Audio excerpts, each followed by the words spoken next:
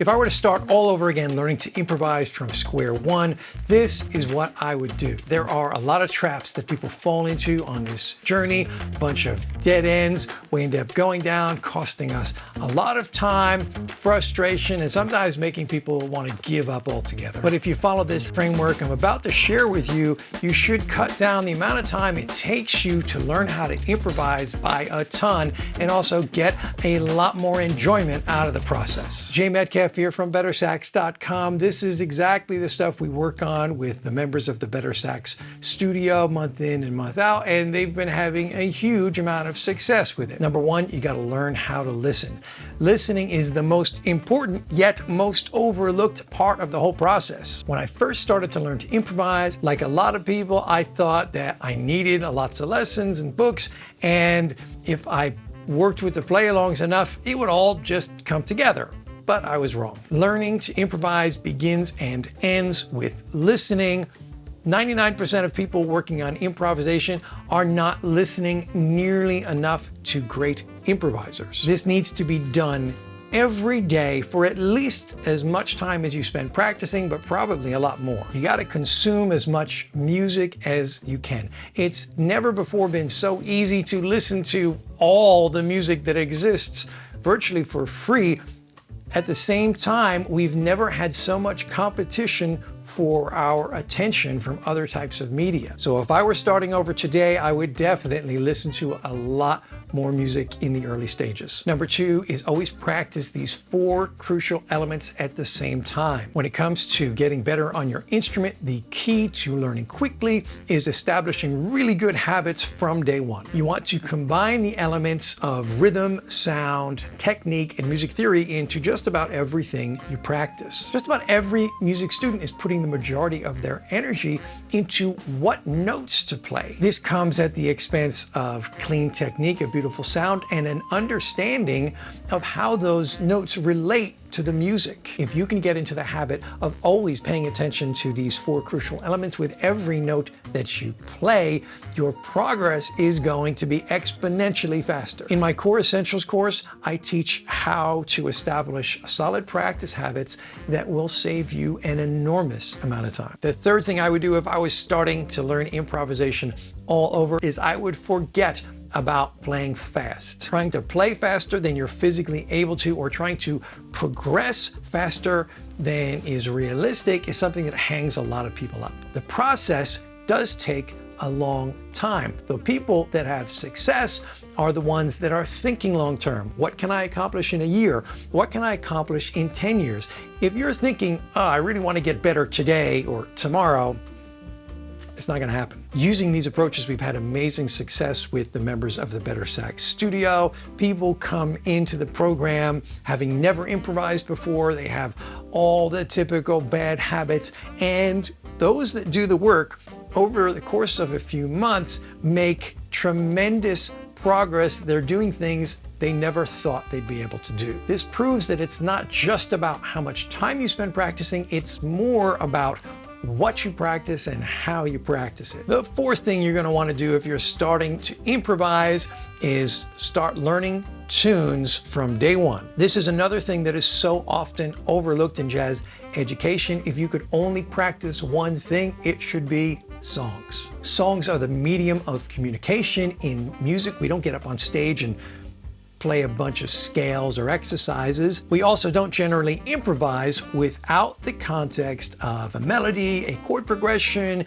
and a song form. You gotta learn tunes, and you need to learn a lot of them. Now, people say to me all the time, I have trouble learning tunes and remembering them for a long period of time. After a couple weeks, I gotta relearn it. Well, there's a hack for that.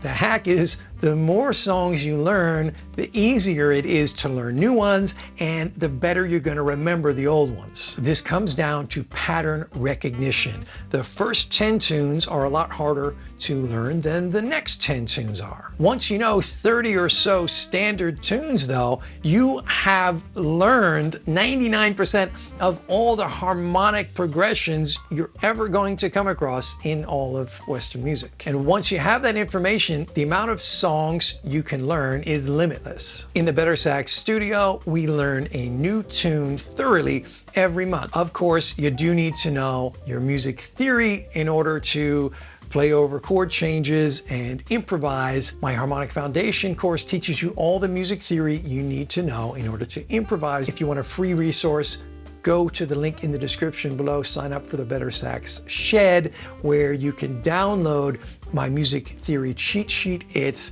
all the music theory you need on one sheet of paper. And the fifth thing I'd do if I were going to start over learning to improvise again from the beginning is I'd start transcribing a lot right from day one. The word transcribe gets thrown around a lot, and most people think we're talking about lifting double time Charlie Parker licks off of old records. Yes, that is transcribing, but nobody should start there because it's way too hard. The first thing you should do is learn how to transcribe melodies that you already know how to sing. And by transcribe, I don't mean write the stuff down. I mean learn how to play those melodies on your instrument entirely by ear. This is exactly what we do in my Pentatonic Foundation course. If you have never played anything by ear or improvised, you'll be doing both of those things within hours of enrolling. Transcribing is the ultimate speed hack for learning to improvise. The more things you transcribe, the faster you will progress. There is nothing that will improve your musicianship more. If you want another free resource for this, check out my Play Sax by Ear crash course linked below. Number 6 is learn vocabulary. When you're doing all of your listening to great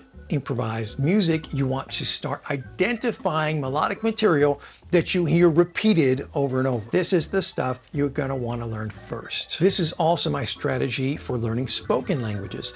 There are some things that we say in conversations and in music a lot more than others. The fastest way to learn how to communicate effectively in a new language or musical language is to learn the most common phrases first. I live in France, and people are always asking me how long it took me to learn French and why it's so hard for them to learn a foreign language. And my very blunt answer to these people is, you're not learning another language because you're not really trying. 20 minutes of Duolingo a day is just not gonna cut it. To learn a spoken language or the language of jazz improvisation, you have to listen to native speakers all day long. At first, everything is going to sound like gibberish to you, but over time, your brain is going to start to recognize patterns. People all make the same mistake trying to learn languages as they do learning improvisation. It's not a matter of learning all the rules, the grammar, and the music theory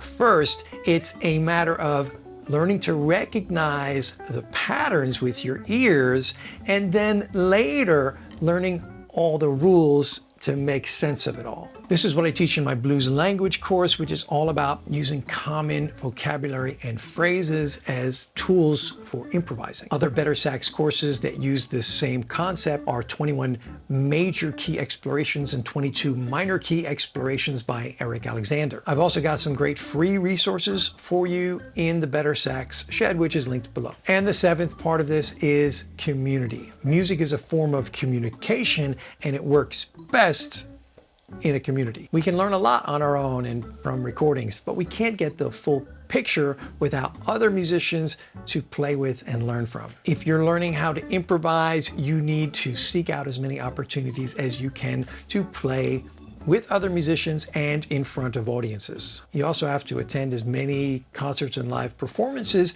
as you can. This is how you're going to build your network and meet other musicians. If you follow the guidelines I've laid out for you here and in the BetterSax courses, you're going to have a much easier time learning how to improvise than I did. It's never easy, but it's not nearly as hard as most people think it is. Now I want you to go watch this video next, where I tell you about the 6 hardest things to do on the saxophone and how to do them.